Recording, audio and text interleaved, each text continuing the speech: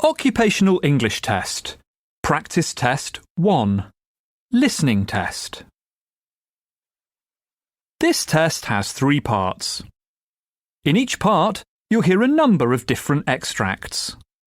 At the start of each extract, you'll hear this sound. You'll have time to read the questions before you hear each extract, and you'll hear each extract once only. Complete your answers as you listen. At the end of the test, you'll have 2 minutes to check your answers. Part A. In this part of the test, you'll hear 2 different extracts.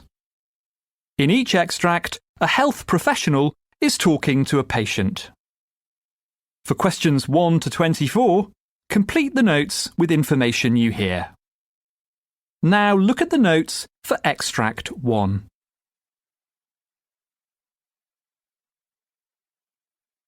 Extract 1, questions 1 to 12. You hear an obstetrician talking to a patient called Melissa Gordon.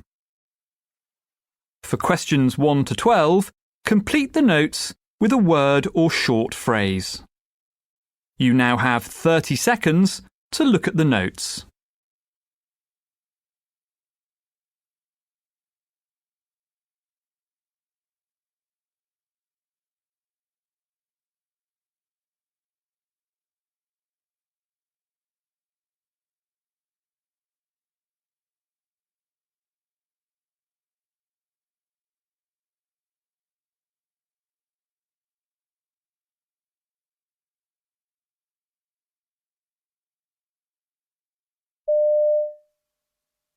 So this first meeting, Mrs. Gordon, is mainly a chance for you and I to get to know each other. I'll ask about your medical history, and this is also an opportunity for you to ask me any questions that you've got at this point. Sure. So some background. What kind of work do you do? I have a job at an engineering company. I'm a computer programmer. I currently do 4 days a week, but I hope to reduce that to 3 after my maternity leave. Ah, excellent. So tell me about your medical health. Do you have any conditions I should know about? Well, I have asthma attacks, but they don't happen often. I lost about 10 kilos and that certainly helped. I have an inhaler, but I hardly ever use it. Oh, I should also let you know that I come out in terrible hives if I take penicillin, but not other things. I'm fine if I eat nuts, for example.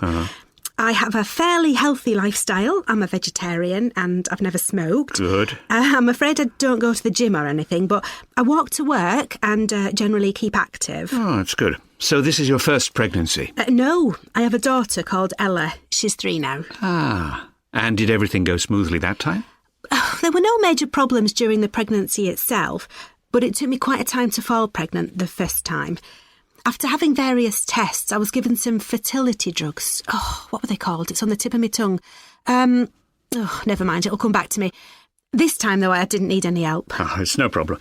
What about labour last time round? Oh, that was a nightmare. Though everything, thank goodness, worked out in the end. It was a breech birth. It looked as if I might have to have a caesarean, and I really didn't want that. I was pleased I managed without an epidural, too. They had to use forceps to get Ella out, but I didn't need any stitches, so that was okay. Unfortunately, though, I had some difficulties after the birth too. I was desperate to start breastfeeding, but that didn't work out. At least not until I was given some guidance by the midwife. OK. So can I ask you about the baby's father? Sure. That's my husband, Paul. There's something in his family history that I should tell you about, I think. His grandfather and father both had epilepsy, though he hasn't developed it himself. I'm not sure if that means his children have a greater chance of having it or not. Oh, also, he has a child from his first marriage, and she has Down syndrome, so he gets a bit anxious when I'm pregnant. Oh, well, that's understandable, of course. We can discuss various testing options if you like.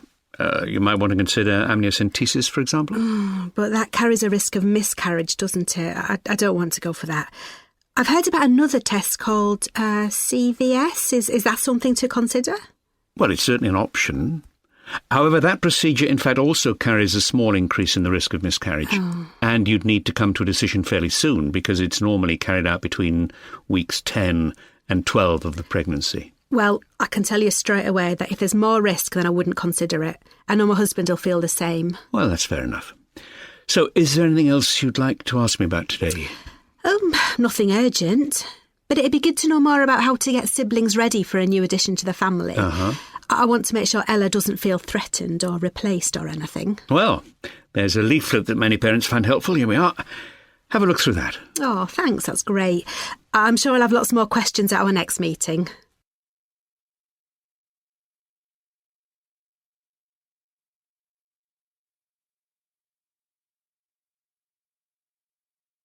Extract 2.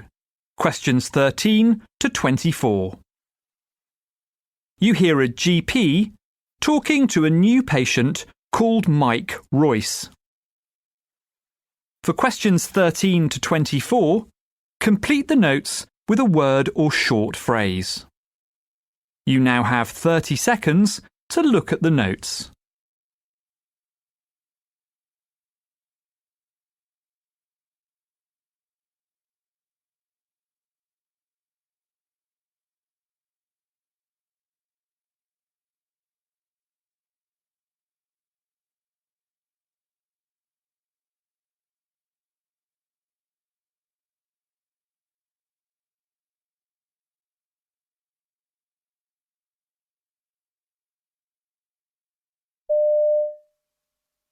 Hello? Coming in.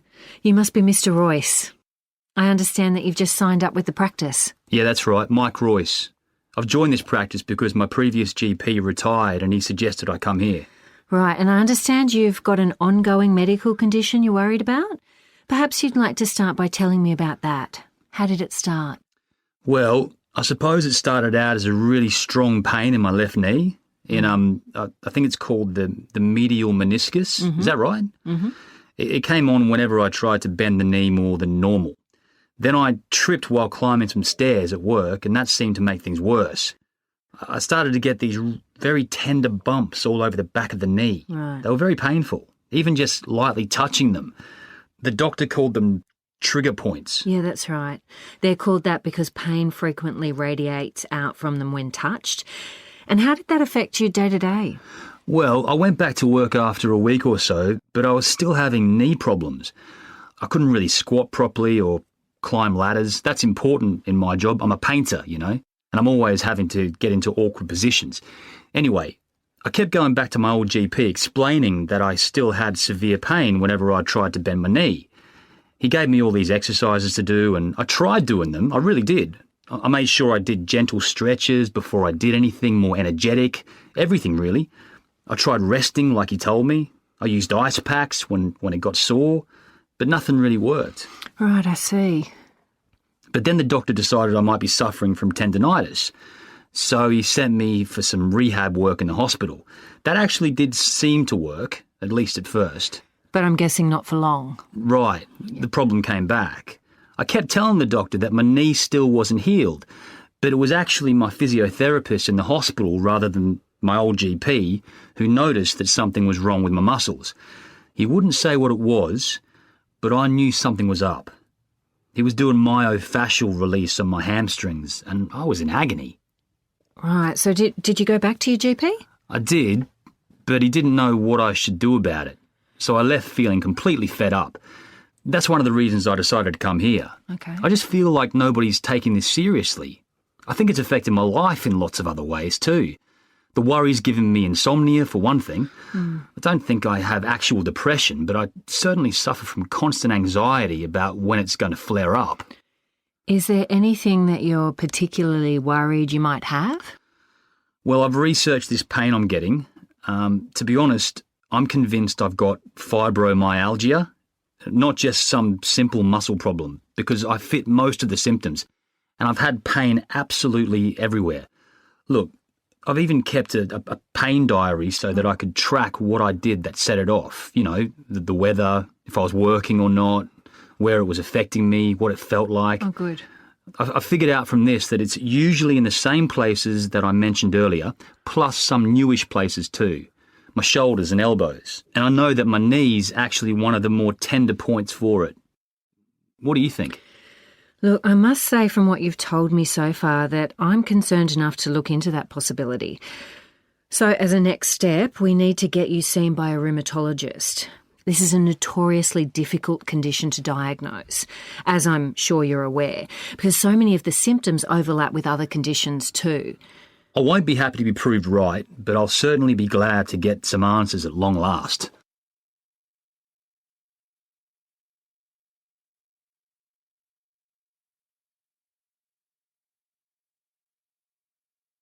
That is the end of Part A.